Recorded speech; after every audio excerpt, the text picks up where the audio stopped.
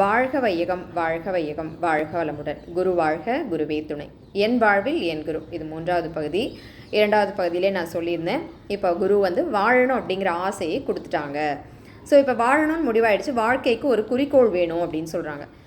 வாழ்க்கைக்கு என்ன குறிக்கோள்? நமக்கு தெரிஞ்சு நம்ம வந்து இந்த பொருள்துறையில் தான் யோசிப்போம் இல்லையா. நம்ம படிப்போம், டாக்டர் ஆகணும், இன்ஜினியர் ஆகணும், அதெல்லாம் வந்து குறிக்கோள் அப்படின்னு சொல்லுவோம் இல்லையா. ஸோ அதெல்லாம் வந்து பொருள்துறைக்கு. ஸோ அது வந்து என்ன சொல்கிறாங்க, பொருள் இல்லாருக்கு இவ்வுலகில்லை, அருள் இல்லாருக்கு அவ்வுலகில்லை அப்படின்னு சொல்கிறாங்க. ஸோ இது வந்து வாழ்க்கை கல்வி, அருளை கற்றுக்கொள்ளக்கூடிய ஒரு கல்வி அப்படின்னு சொல்கிறாங்க. ஸோ அதுதான் நாங்கள் படித்தது, யோகமும் மனித மாண்பும், யோகா ஃபார் ஹியூமன் எக்ஸலன்ஸ் அப்படிங்கிற விஷயம். ஸோ அதுலேருந்து நிறைய விஷயங்கள் நான் கற்றுக்கிட்டேன். அதில் வந்து இப்போ என்ன அப்படின்னா, ஓகே வாழ்க்கைக்கு ஒரு குறிக்கோள் வேணும்னு தெரிஞ்சிச்சு. அது என்ன குறிக்கோள், என்ன எங்கே ட்ராவல் பண்ணணும்னு முடிவு பண்ணிட்டோம். டெஸ்டினேஷன் எது அப்படின்னு தெரியணும் இல்லையா.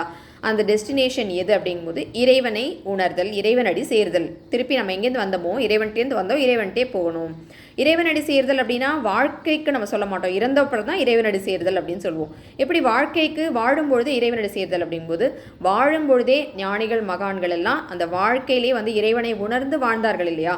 அதனால தான் அவங்கள தேடி பல பேர் வந்து வந்தாங்க. அவங்க இருந்த இடத்துல அவங்கக்கிட்ட பெரிய பொருளோ எதுவும் கிடையாது. ஆனால் அவங்கள தேடி உலகத்துலேருந்து பல மக்கள் வந்து தேடி வராங்க இல்லையா. மகான்களை தேடி நம்ம இந்தியாவுக்கு வராங்க. எத்தனை பேர் ஃபாரின் கண்ட்ரீஸ்லேருந்தும் வராங்க அப்படின்னா, இறைவனை உணர்ந்து பல பேருக்கு அதை வந்து அறிவித்தாங்க. அவங்க சிம்பிளான வாழ்க்கை வாழ்ந்து உலகத்துக்கு வந்து இறைவனை உணர்த்தினார்கள். ஸோ அதுதான் வந்து வாழ்க்கையின் குறிக்கோள் அப்படின்னு முடிவாயிடுச்சு. ஸோ இப்போ இந்த வாழ்க்கையின் குறிக்கோள், இதை வந்து இறைவனை உணர்தல், இதெல்லாம் நமக்கு எளிமையாக இருக்குமா? நான் ஏற்கனவே சொன்னேன், ரமண மகர்ஷி சொன்னதெல்லாம் வந்து எனக்கு புரிஞ்சிக்கக்கூடிய பக்குவம் இல்லை அப்படின்னு சொல்லிட்டு. ஸோ அப்போ என்ன சொல்கிறாங்க அப்படின்னா, ரொம்ப எளிமையாக சொல்லிக் கொடுக்குறாங்க. மனிதன் மைனஸ் களங்கங்கள் இஸ் ஈக்குவல் டு இறைவன். நான் வந்து கெமிஸ்ட்ரி ஸ்டூடெண்ட்டு. ஸோ எத்தனையோ ஈக்குவேஷன் படிச்சிருக்கேன். இப்படி ஒரு ஈக்குவேஷன் நான் கேள்விப்பட்டதே இல்லை. மனிதன் மைனஸ் களங்கங்கள் இஸ் ஈக்குவல் டு இறைவன். நீ வந்து களங்கங்களோட வந்து அந்த களங்கங்களை தூய்மை செய்து கொள்ள வேண்டும். இந்த களங்கங்கள் நம்ம வர வழியில் விலங்கின பதிவு பல இது கடந்து வந்திருக்கிறோம் நம்ம. ஸோ அத்தனையும் எப்படி போக்குறது அப்படின்னு சொல்லும்போது, அதுக்கு தான் நமக்கு வந்து குருமார்கள் வந்து தேவைப்படுறாங்க. இறைவன் வந்து நம்மளை டைரெக்டாக நம்மளை வந்து கூப்பிட்டுக்க மாட்டார். ஏன்னா அந்த தூய்மை அடைந்த குருமார்களால் தான் நம்மளை வந்து இறைவன்கிட்ட கொண்டு போய் சேர்க்க முடியும் அப்படின்னு சொல்கிறது. ஒரு அம்மா வந்து ஒரு குழந்தைய எப்படி வந்து கழுவி சுத்தம் பண்ணுறாங்களோ, குளிப்பாட்டி சுத்தம் பண்ணுறாங்களோ, அதே போல் இறைவனை உணர்ந்த இந்த குருமார்கள் வந்து நம்மை தூய்மைப்படுத்தி நம்மை இறைவனிடம் சேர்க்கக்கூடிய நபர்களாக இருக்கிறார்கள். ஸோ அந்த மாதிரி வந்து எடுத்துக்கிட்டேன். அடுத்தது வந்து என்ன அப்படின்னா, மெயினான விஷயம் என்ன சொல்கிறாங்க அப்படின்னா, கடமையை செய் அப்படிங்கிறாங்க. என்ன கடமையை செய்வது அப்படின்னு சொல்லும்போது, முதல்ல கடமை அப்படின்றாலே அதுக்கு ஒரு விளக்கம் கொடுக்குறாங்க. கடன் ப்ளஸ் மை. அதாவது இந்த பேங்க் அப்படிங்கிற விஷயம் வந்து இப்போ லோன் அப்படிங்கிற ஒரு முக்கியமான விஷயம் இருக்குது பேங்க்கில். அதை வச்சு ரன் ஆகிட்டுருக்கு. இப்போ லோனை வாங்கினவங்க எல்லாம் திருப்பி கொடுக்காமல் விட்டாங்கன்னா பேங்க் என்ன ஆகும்? அதே மாதிரி இந்த சமுதாயத்தில் வளம் நிறைஞ்சு இருக்குது. ஆனால் சமுதாயத்திலே நம்ம பெற்றுக்கொண்டே இருக்கிறோம். கொடுக்குறவர்கள் சில பேர் தான் இருக்கிறாங்க.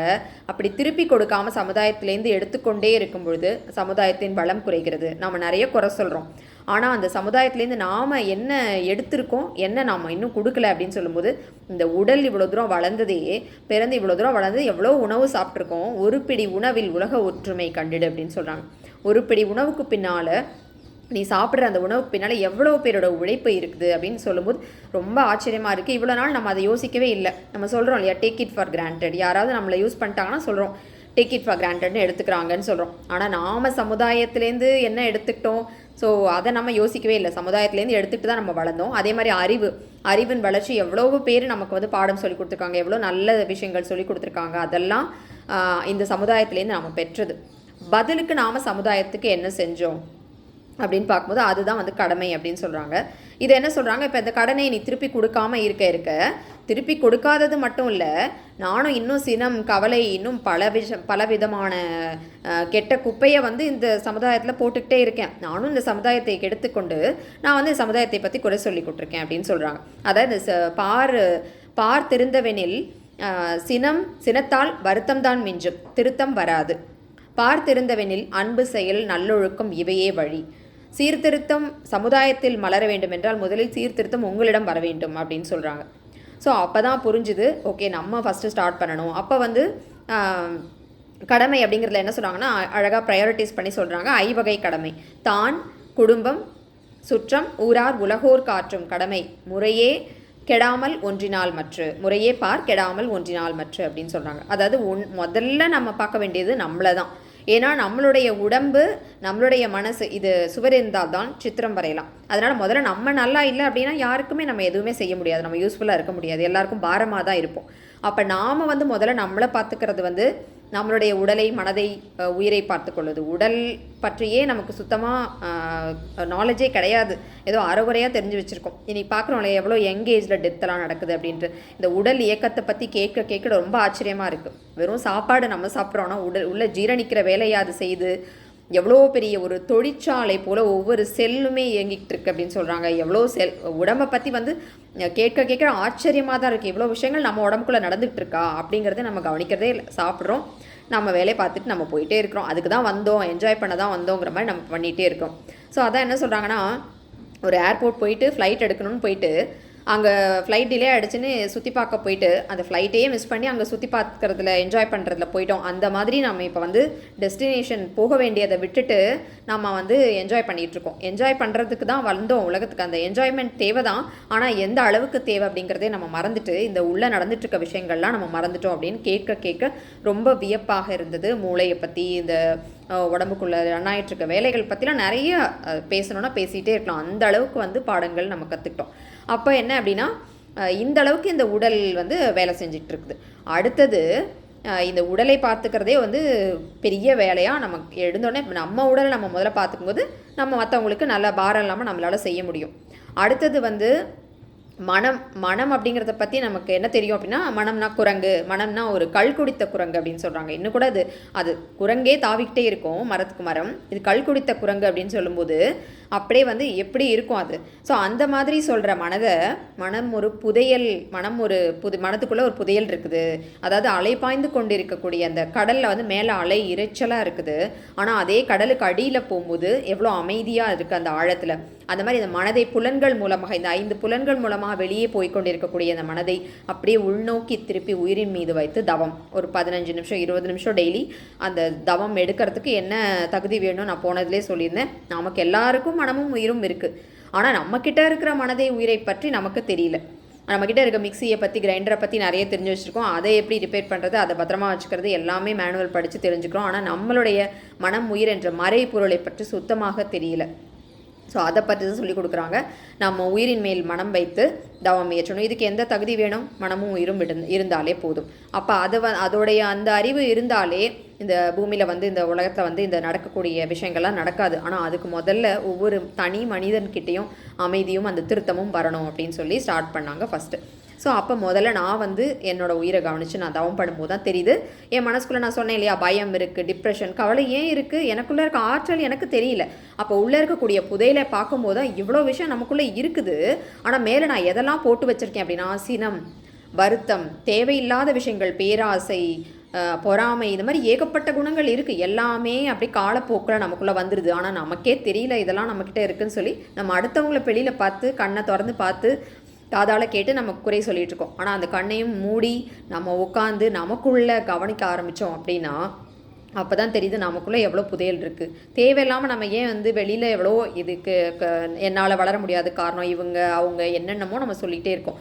ஸோ அந்த விஷயத்தை எனக்கு கற்றுக் கொடுத்தாங்க ஃபஸ்ட்டு. அப்போ உன்னுடைய உடல், மனம், உயிரை நீ பாதுகாத்து கொள்வது உன்னுடைய கடமை, அது ஃபஸ்ட்டு.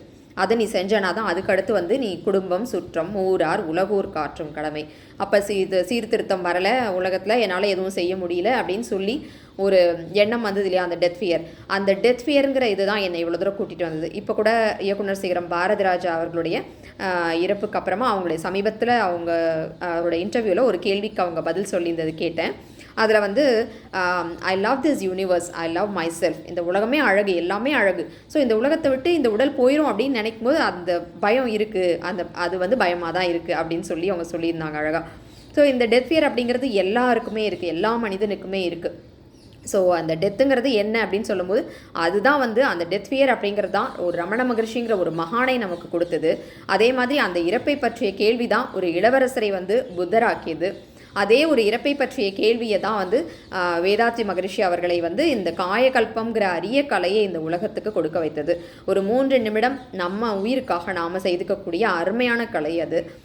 நான் சொன்ன மாதிரி அதில் நோய் எதிர்ப்பு சக்தி கூடும். அப்போ எவ்வளோ பெரிய நல்ல விஷயங்கள் இருக்குது. இதெல்லாம் நம்ம வந்து விட்டுட்டு நம்ம குறை சொல்லிக்கிட்டே வெளியில் பார்த்துக்கிட்டே பேசிக்கிட்டே போயிட்டே இருக்கோம் இல்லையா. ஸோ இதெல்லாம் எனக்கு வந்து கற்றுக் கொடுத்தாங்க. அப்போ இந்த பயிற்சிகள்லாம் செய்ய செய்ய என்ன ஆகும் அப்படின்னா தன்னம்பிக்கை ஆட்டோமேட்டிக்காக அந்த டிப்ரெஷனுக்குள்ளே நம்ம போகவே மாட்டோம். அதனால் இவ்வளோ பெரிய விஷயங்கள் இருக்குது. இதை தான் பாரதியார் அவர்கள் சொல்கிறாங்க. தேடிச்சோறு நிதந்தின்று பல சின்னஞ்சிறு கதைகள் பேசி மனம் வாடி துன்ப மிக உழன்று பிறர் வாட பல செயல்கள் செய்து நரைகூடி கிழப்பருவமெய்தி கொடுங்கூற்று கிரையாகி பின் மாயும் பல வேடிக்கை மனிதரைப் போல் நான் வீழ்வேன் என்று நினைத்தாயோ, நின்னை சில வரங்கள் கேட்பேன் அவை நேரே இன்றெனக்கு தருவாய் அப்படின்னு சொல்கிறார். ஸோ இதில் என்னென்ன வரங்கள் அவர் கேட்குறாரு அப்படின்னா, இனி என்றன் முன்னை தீய வினை பயன்கள் மூளாது அழிந்து என்னை புதியதொரு உயிராக்கி எனக்கேதும் கவலையறச் செய்து மதிதன்னை மிக தெளிவு செய்து என்றும் சந்தோஷம் கொண்டிருக்க செய்வாய். அந்த பழைய வினைப்பதிவுகள் தான் என்னை இப்படியெல்லாம் பண்ண வைக்குது, அதெல்லாம் அழிந்து போகணும், எனக்கு ஒரு புதிய உயிராக்கணும், எனக்கு என்னுடைய மதியை தெளிவு செய்து எனக்கு வந்து என்றும் சந்தோஷம் கொண்டிருக்க செய்வாய் அப்படின்னு சொல்லி தைரியமாக பாரதியார் வந்து கேட்குறாரு. ஸோ இந்த மாதிரி மகான்கள் வாழ்ந்த பூமியில் தான் நம்ம இருந்திருக்கிறோம். இன்னும் பல மகான்கள் இருக்கிறாங்க.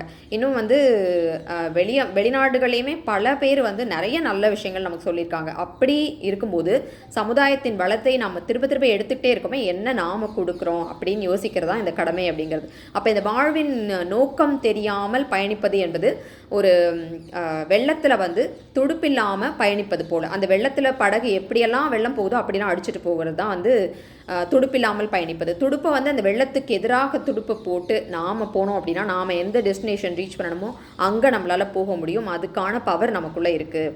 ஸோ இதை வந்து சொல்லிக் கொடுக்குறாங்க. இப்போ ஒரு மனிதனுக்கு வந்து பசின்னு கேட்டு வர ஒரு மனிதனுக்கு ஒருவேளை உணவு கொடுத்தா அந்த ஒருவேளை அவரோட பசி வந்து அடங்கிடும். இல்லை கொஞ்சம் பணம் கொடுத்தோம் அப்படின்னா ஒரு வாரத்துக்கு ஆகும். இல்லை ஒரு தொழில் செய்யறதுக்கு கற்றுக் கொடுங்க அப்படின்னு சொல்கிறாங்க இல்லையா. அப்போ கற்றுக் கொடுத்துட்டு அவருக்கு வந்து அந்த தொழிலுக்கான வசதியை கொடுத்துட்டோன்னா தொழில் செய்து அவர் வாழ்க்கை ஃபுல்லாக பொருள் துறையில் அவர் வந்து நிறைவு பெறலாம். ஆனால் அதையும் தாண்டி உனக்குள்ளே இருக்கக்கூடிய உன்னை அறிமுகப்படுத்தும் பொழுது என்னென்னலாம் நீ சாதிக்க முடியும், இந்த உலகத்தில் சாதிக்க முடியும், என்னென்னலாம் செய்ய முடியும், ஒரு அமைதியவே கொண்டு வர முடியும் அப்படின்னு சொல்லும்போது அந்த விஷயத்தை தான் இந்த குருமார்கள் வந்து நமக்கு செய்து கொடுக்குறாங்க. நான் யார் அப்படிங்கிறத இவ்வளோ எளிமையாக இதுக்கப்புறமா நான் வந்து ரமண மகர்ஷியை படிக்கும்போது எனக்கு அருமையாக புரிய ஆரம்பிச்சதுன்னு வச்சுக்கோங்களேன். ஸோ இதுதான் என்னுடைய 2வது மாற்றம். கடமையை செய் அப்படிங்கிறது தான் என்னுடைய 2வது மாற்றம். தொடர்ந்து என்னுடன் பயணியுங்கள். நாம் குருவின் வழியில் ஒன்றாக பயணிப்போம். வாழ்க வையகம், வாழ்க வையகம், வாழ்க வளமுடன். குரு வாழ்க, குருவே துணை.